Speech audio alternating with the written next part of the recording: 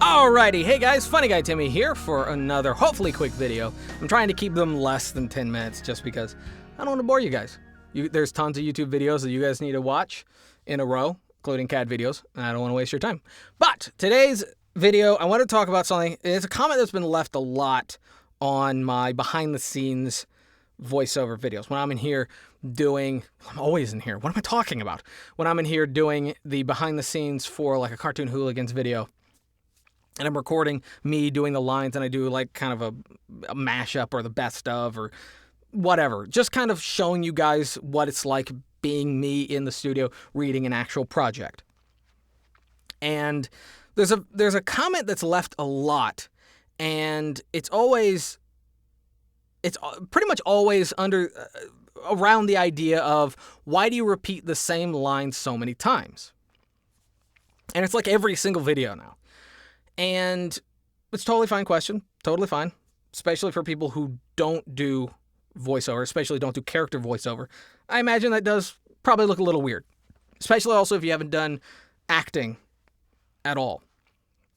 Because there's a thing in acting and voice acting that is, now I'm not entirely sure what everyone else calls it, but for me, it's repetition practice.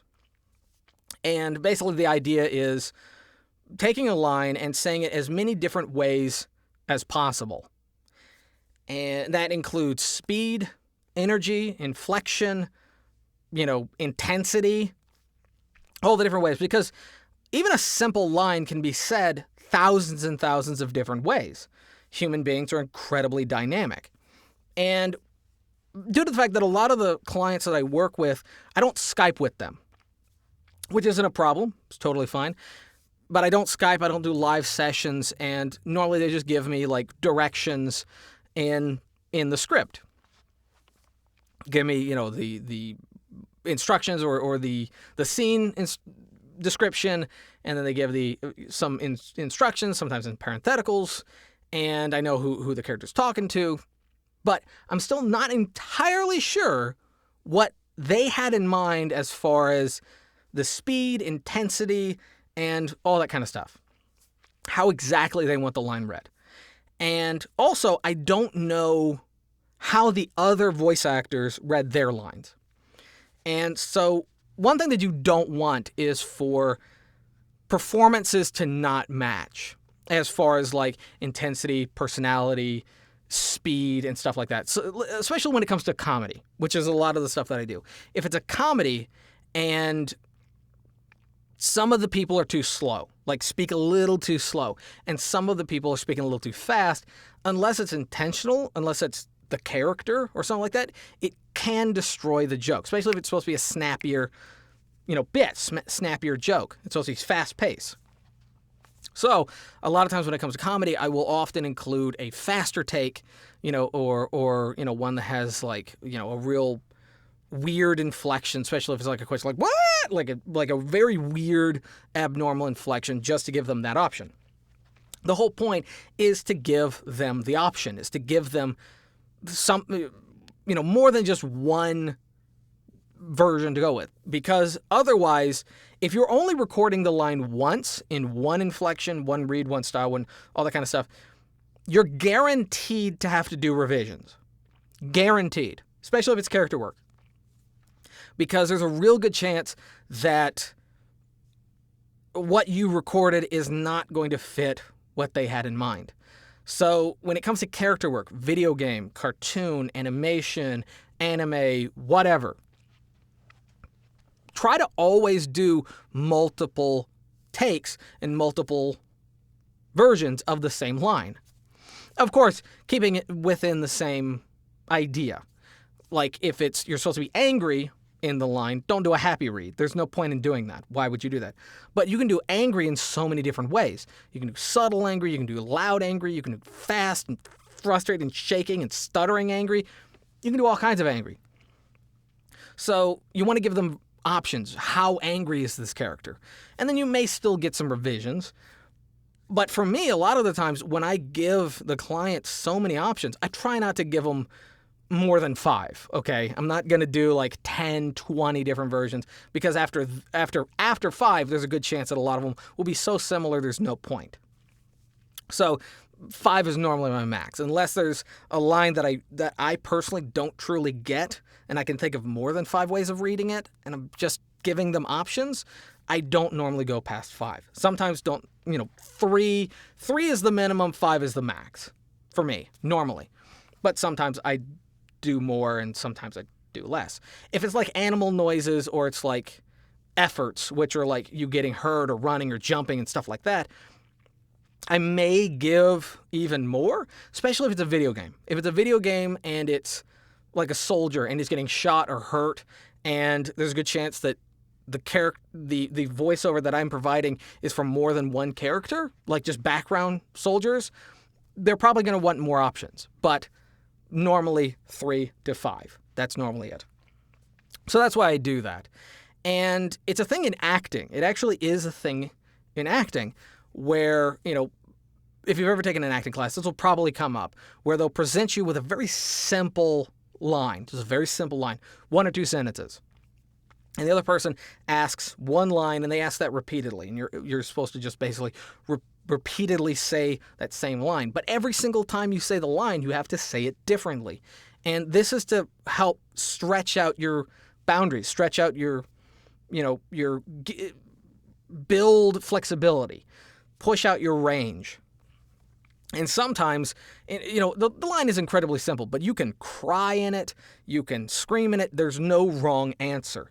And this is the kind of thing that I highly recommend for anyone getting into character work, is that they practice doing repetition practice. Again, not entirely sure if that's what everyone else calls it, but that's what I call it. That's what I do. But the idea is to take a line, incredibly simple, that has very little instruction, and how many different ways can you read that? Going as far as possible. Going as high up, as low down, as fast, as slow, as angry, as emotional, as irrational as possible.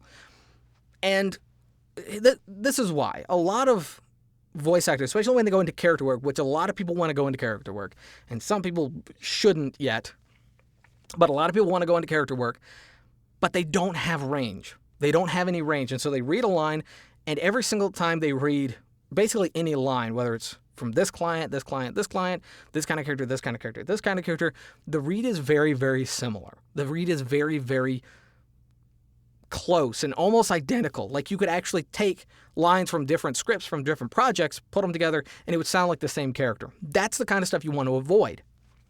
So doing repetition practice and giving variety is probably one of the most beneficial skills you can have. It's acting. It's the ability to act. It's the ability to get outside of your comfort zone. There's something that every good director that I've ever worked with, and something that anytime I work with anyone else, I would rather, and a lot of great directors would rather you give them more than give them less. So say, for example, there's a scene that you need to be sad, like really sad. They would rather you go as sad and as snot-nosed and as whimpering and as crying and as broken down as possible. Because if you can go all the way out there, it's not that hard for you to pull it back a little bit, or even pull it back halfway. As opposed to if the farthest you can go is like halfway and they want you to go all the way over here, then it's useless. It's like not doing anything at all. If they, again, angry, again, crazy. There's been lots of times when I've gone over the top with something. I've gone too far, and a director has had to pull me back. I love that feeling. I actually do love that feeling.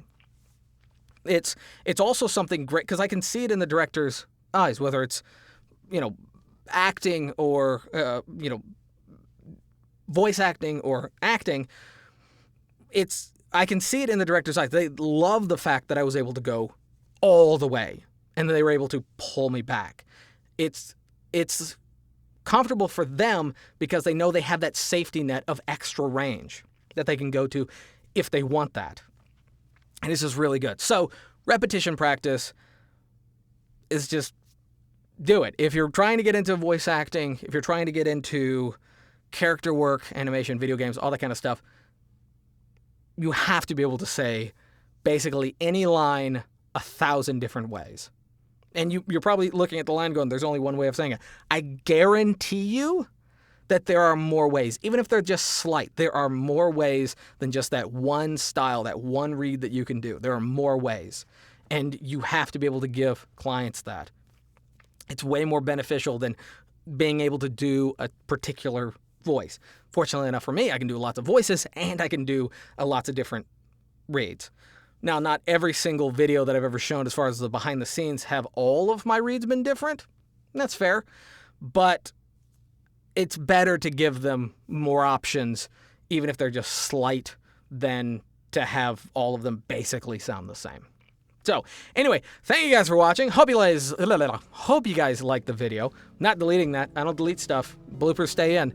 Hope you guys liked the video. If you did, give it a thumbs up. If you didn't, give it a thumbs down. Totally fine. Subscribe if you're new. Bell for notifications. And leave down in the comment section below if you'd like to see any other videos or have any questions. Or even better, I have an email account, which is in the description. If you want to ask questions or you need coaching or anything like that for your voiceover, go to that. It's probably a better place, especially if you want to leave a question or have a question or leave a comment that you feel might be a little bit too, personal, and you don't want to like just throw it out there for anyone to respond to. Totally fine. That's all in the description. So until next time, don't forget to subscribe, hit the bell. Yeah. Peace.